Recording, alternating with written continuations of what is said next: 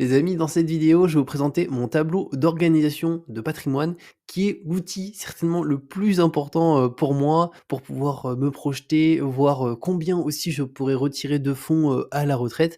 Donc, je vais vous le partager de A à Z. Donc, c'est un calculateur 2.0 et je le mettrai d'ailleurs en téléchargement gratuit pour ceux qui veulent l'utiliser aussi dans leur vie d'investisseur, que ce soit investisseur bourse, crypto, crowdfunding. Il sera tout simplement, ça sera en description de la vidéo ou en commentaire.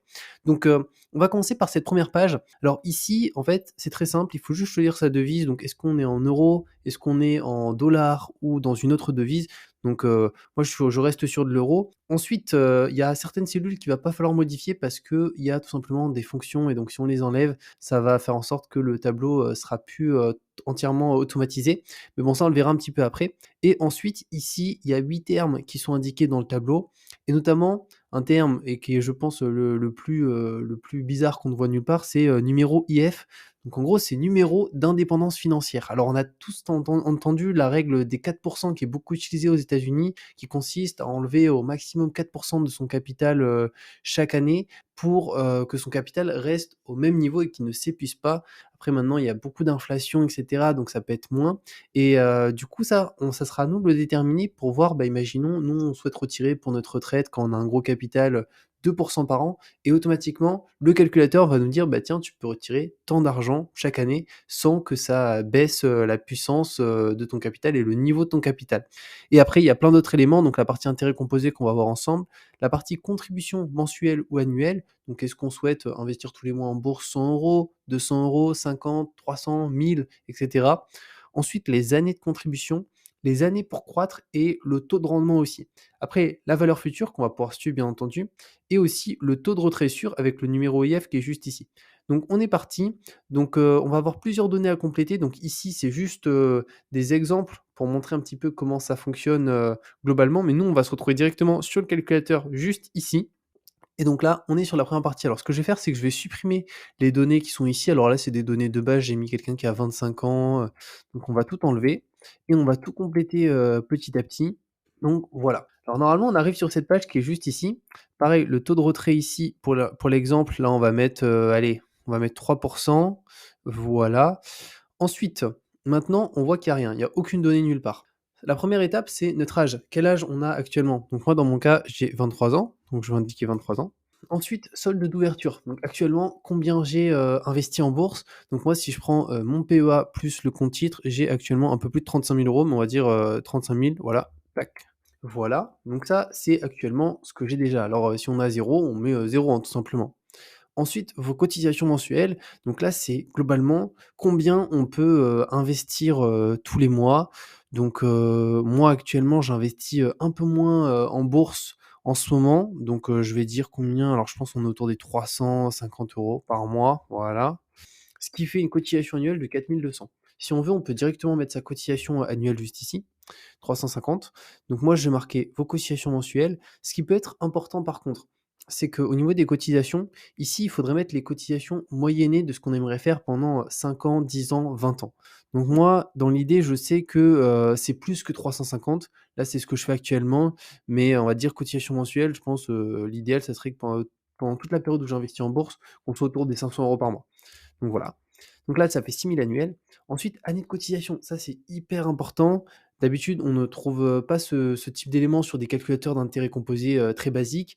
En fait, on peut dire: «Bah tiens, en fait, je souhaite, calculer les intérêts composés pendant 25 ans, mais par contre, je souhaite investir uniquement pendant 10 ans». Donc là, dans mon cas, moi, je vais dire qu'en termes de cotisation, je suis sur, alors là, j'ai 23 ans, on va dire jusqu'à mes, quel âge on pourrait dire? Allez, jusqu'à mes 50 ans. Sachant que la bourse, voilà, c'est vraiment, pour moi quelque chose pour se créer un patrimoine sur le long terme. Donc on va dire 27 ans, année de cotisation, donc je souhaite cotiser pendant 27 ans. Voilà. Année où on reste investi, bah, pour l'exemple, on va dire, 27 aussi, comme ça fera 27 ans, tac. Ensuite, alors là, ça c'est du coup le dépôt. Donc j'ai déjà quelques données qui s'affichent. Donc ici, je peux voir mon taux de dépôt, donc 197 000 €. Maintenant, j'ai pas mis encore le rendement potentiel dessus. Donc c'est ce qu'on va mettre.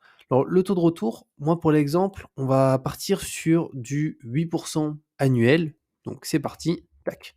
Et donc là, automatiquement, j'ai les intérêts composés qui se calculent. Donc je peux voir petit à petit, bah, ça grandit. Et surtout ici, ce qu'on a, c'est notre âge. Donc moi là, j'ai 23 ans. Je peux voir que globalement, jusqu'à mes 31 ans, les intérêts composés ne font pas grand-chose. Globalement, c'est au bout de 10 ans que ça commence vraiment à être exponentiel. Et après, de l'année, ne serait-ce que 40, de mes 40 ans à mes 50 ans, là, ça explose complètement. Donc ça permet de voir vraiment une vision globale à ce niveau-là.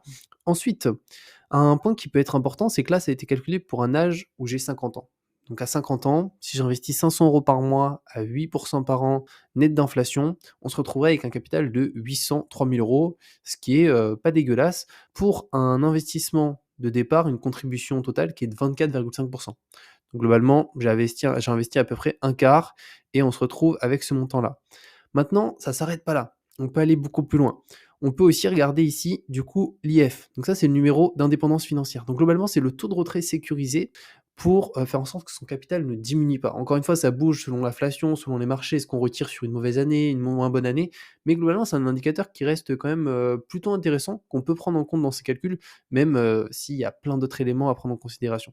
Donc ici, je peux voir mon capital. Donc 803 686 euros, comme ici. Le taux de retrait sécurisé, pour l'exemple, j'ai pris 3%. Donc si on imagine qu'on a un taux de 8% par an, si on enlève l'inflation qui, imaginons, va être de 4% par an durant les 20 prochaines années, et ben pour le coup, 8%, on enlève les 4%, il reste 4%. Et sur ces 4%, imaginons on a un taux de retrait, on va dire 3%, ben sur 803 000, on peut retirer chaque année 24 110 euros. Après, à ce niveau-là, si on est en France, qu'on est sur un PEA, bah, c'est un petit peu optimisé, on a juste les prélèvements sociaux. Par contre, le PEA, il est limité en termes de dépôt, parce que là, en termes de dépôt, on était autour des 190 000 euros, et le PEA, c'est limité à 150 000. Donc là, il faudra absolument soit une assurance vie, soit un compte titre, mais dans tous les cas, il y aurait quand même des frais à prendre en considération sur ce revenu annuel de 24 110 euros, qui fait un revenu qui est correct, on va dire, en tout cas à 50 ans en passif, c'est plutôt sympa quand ça tombe automatiquement, et surtout que ça n'abîme pas notre capital, que notre capital reste identique. Après, ce qu'on peut faire, et ce qui est aussi très intéressant, c'est de dire, ok, bah tiens, moi, je préfère avoir un taux de retrait un peu plus faible parce que je trouve que là, c'est peut-être un peu beaucoup 3%, je peux passer à 2. Donc là, à 16 000. On peut même passer à 1% si on le souhaite du capital. Donc ça, c'est vraiment un point qui est très cool. Après, on peut aussi décider de vendre toutes ces positions le jour où on a fait énormément augmenter les intérêts composés, mais sinon, on peut décider de garder son capital si on estime que ça peut être pertinent, encore une fois, pour le développer. Parce que, en fait, c'est ça qui est compliqué, c'est quand les intérêts composés montent tellement sur... ici, on parle sur 27 ans d'investissement, on peut voir qu'au bout de la 10e année, c'est vraiment exponentiel, et donc retirer tous ces fonds, bah, c'est ne pas profiter de quelque chose d'encore plus exponentiel. Donc c'est hyper compliqué. Donc c'est pour ça que souvent, bah, ce qui est fait, c'est ce fameux taux de retrait voilà, assez faible. Comme ça, on garde quand même ce capital qui est assez important, et on n'y touche pas, tout simplement. Après, c'est à chacun de voir comme il souhaite faire les choses. Ici, d'ailleurs, on peut voir l'évolution des intérêts composés donc par âge, donc 23 ans, 24 ans. Et après, quand on arrive sur certaines années, c'est des montants qui sont colossaux ici. On passe de 547 000 à 606 000. C'est-à-dire qu'en une année, on a pris quasiment 60 000 euros d'intérêt. Ici, on a pris 65 000. Donc après, ça devient vraiment énormément exponentiel. Ici, d'ailleurs, on peut mettre ses objectifs d'investissement. Je l'ai ajouté, donc on peut les noter si on le souhaite ici. Un petit peu plus bas aussi, les idées, si on a des idées d'investissement. Et aussi, ici, il y a une phrase automatique. C'est en fonction des données qu'on a complétées. Donc, en contribuant 500 euros par mois durant 27 années à un taux de rendement moyen de 8%, votre portefeuille de placement atteindra un montant d'environ 803 000 euros après 27 années. Ce qu'on peut aussi décider de faire, et c'est le cas de beaucoup, c'est pour certains de se dire, bah, moi en fait je veux juste investir pendant 10 ans sur la bourse, imaginons de mes 30 ans à 40 ans, et après je souhaite plus investir, je souhaite juste laisser cet argent tourner, et on s'arrête là. Alors dans ce cas-là, ce qu'il faudrait faire, c'est tout simplement ici les années de cotisation, au lieu de marquer 27 ans, parce que là j'ai dit que je vais investir pendant 27 années consécutives, je peux dire pour l'exemple, bah tiens, je vais investir pendant 10 ans. Voilà, et donc là, on peut voir qu'en investissant 10 ans, si on reste investi 27 ans, on se retrouve à 601 000. Donc il y a pas une énorme différence, hein. C'est pour ça que finalement, ce qui va compter, c'est vraiment le temps au sein duquel on reste investi. Parce que là, on passe de 10 ans de cotisation à 500 euros par mois, et de base, on était à 27. Alors il y a 200 000 euros de différence. Mais il y a aussi 17 années de moins sans cotisation. Donc en fait, ce qui compte vraiment, c'est d'investir le plus tôt possible à ce niveau-là et de rester investi le plus longtemps possible.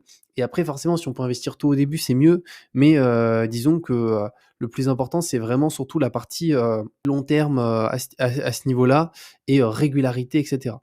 Donc je le mettrai en description. D'ailleurs, je mettrai aussi en description, j'ai créé, une liste de mes meilleurs ETF pour le PEA. Je vais peut-être faire pareil pour le Contit, donc n'hésitez pas à me dire si ça vous intéresse. Pareil, je mettrai, la liste, en description, donc il suffit, de la télécharger et je l'envoie directement par email. En tout cas, j'espère que ce calculateur d'intérêt composé 2.0 vous a plu. N'hésitez pas à le télécharger parce que pour l'instant, il est en libre accès. Je ne sais pas si ça restera en libre accès, très longtemps et après vous pouvez du coup, l'utiliser et mettre vos données en fonction de votre âge, votre solde d'ouverture, le taux de rendement, le numéro IF ici, donc d'indépendance financière selon le montant que vous souhaitez retirer, chaque année. Donc plus on est sur un montant élevé et plus finalement on est sur un montant, qui va pas être très sécure et plus on est sur un montant faible et plus on va être sur un montant qui est, sécure à ce niveau-là et les amis, je vous dis à très bientôt pour de nouvelles vidéos.